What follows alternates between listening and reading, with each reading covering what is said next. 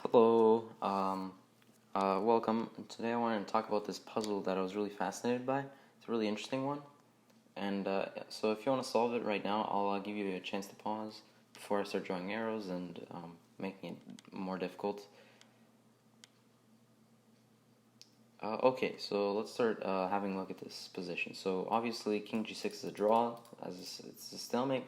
So the next move I want to consider is H7, and after takes G8, Queen takes King G6, King F8, King H7, King E8, King G8, King D8, King F8, King C7, King E8, King B8, King D8, King A8. This king is actually in the corner, and we can't take this knight as it would result in a draw. So we are not able to win this. King C7 is also a draw. So this will actually result in a draw. H7 is just a dead draw, and the computer actually thinks this is a draw. The computer recommends they just go back and forth, King H4, then King H5, and it's just a draw. But then my next thought is to bring the king over, because this king can't take on H6 because we queen, and there's no stalemate tricks because there's King H5. So, but when we look at it here, there's absolutely no way the white king can infiltrate, and there's no way to attack a pawn. So that idea goes out the window.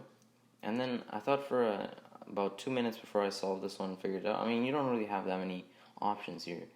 And there's nothing like en passant or castling or anything, obviously.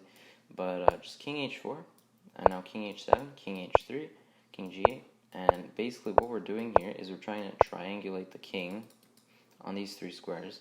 And the idea is basically to get, basically switch the position of the king. And this is a very common endgame motive.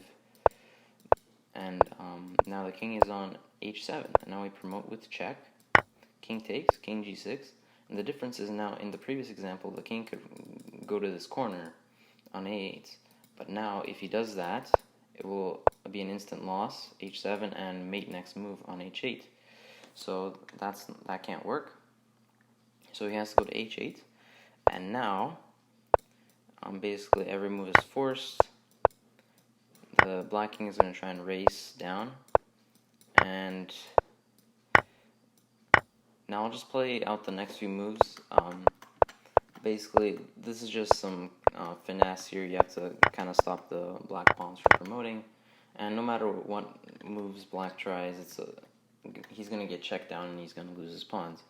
So I hope you guys enjoyed that tactic. I had a lot of fun solving it, and hopefully you subscribe or something if you want to see more, because I definitely have fun with these tactics and definitely analyze some more.